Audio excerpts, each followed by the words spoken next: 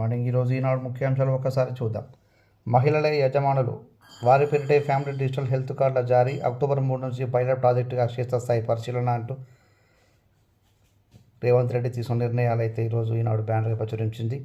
So వీటితో పాటు పార్టీని పటిష్టం చేయాలి, బీజేపీ జాతీయ అధ్యక్షుడు నడ్డా చేసిన వ్యాఖ్యలు గమనించవచ్చు.